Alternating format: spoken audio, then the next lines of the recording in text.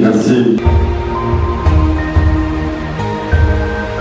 Mesdames et messieurs, la question relative à la transformation locale du coton nous interpelle tous. Ce produit phare pilier de notre économie et qui représente 40% de notre PIB national doit être soutenu dans une nouvelle vision. Oui, bientôt plus de 10 ans, nous sommes toujours au même niveau de moins de 2% de valeur ajoutée.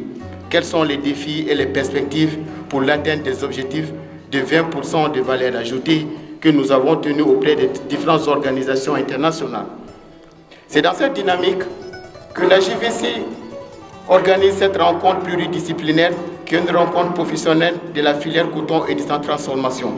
Cet événement réunira l'ensemble des acteurs professionnels de la filière coton pour faire le bilan du secteur en mettant un accent particulier sur l'investissement et l'entrepreneuriat agricole comme une alternative des jeunes à leur exposition au discours de radicalisation et de l'extrémisme violent.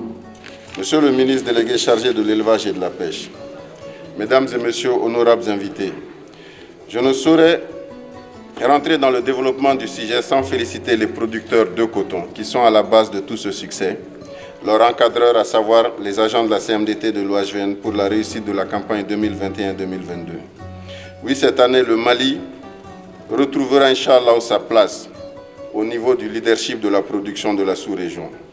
L'atteinte de cet objectif a été rendue possible grâce à la clairvoyance du gouvernement de la transition qui a fixé le prix d'achat du coton graine à 280 francs kilo et qui a maintenu le prix des engrais subventionnés à 11 000 francs le sac.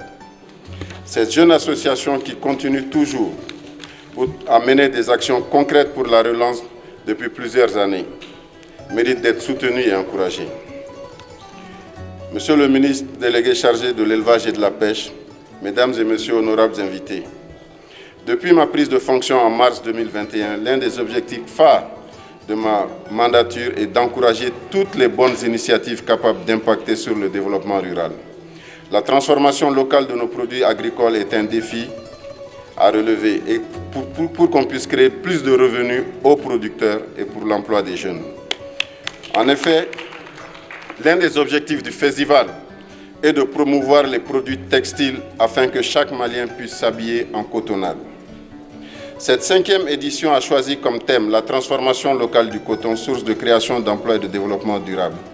Elle rentre dans le cadre d'une synergie d'actions en vue de valoriser et de promouvoir le coton à rendre la filière compétitive. C'est l'une des recommandations fortes des Assises nationales sur le coton.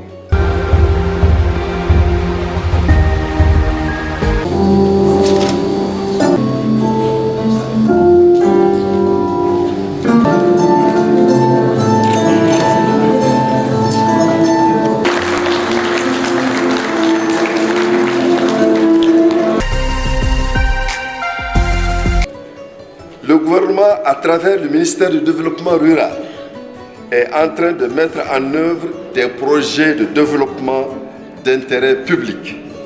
Mesdames et messieurs, loin d'être un simple événement de liesse populaire, le FEPAC est une plateforme de réflexion, de discussion, de débat de haut niveau sur les thèmes de première importance pour la nation malienne. Il nous ramène dans l'univers de nos ancêtres, avec les valeurs qui l'ont toujours caractérisé, notamment l'assiduité dans le travail, la récompense du devoir bien accompli, la cohésion sociale, l'éducation communautaire et j'en passe. Ce festival se veut être un projet réunissant jeunes et vieux, femmes et hommes, riches et moins riches, sur le chemin du progrès social. Aussi, les festivaliers assisteront et participeront à des débats menant vers le retour à la terre d'encore plus de jeunes, la résilience au changement climatique et la dégradation de l'environnement, les choix d'options de valorisation rentable des produits agricoles et singulièrement du coton, la limitation de l'exode rural au profit d'activités agricoles avec grand A et péri-agricoles modernes, Bref, le FEPAC offrira aux jeunes ruraux l'opportunité d'épanouissement dans un environnement sain. Mesdames et messieurs, il ne reste qu'à souhaiter que la 5e édition du FEPAC Akita serve de source d'inspiration et de motivation pour les jeunes agriculteurs et entrepreneurs de toutes les zones de production cotonnière et d'orpaillage du Mali. Le festival étalera les enjeux de la transformation locale du coton malien. Je ne saurais terminer mon propos sans exprimer ma disponibilité et celle de mon département à travailler avec les partenaires nationaux et internationaux afin que les aspirations du FEPAC soient une réalité pour le bonheur du monde rural.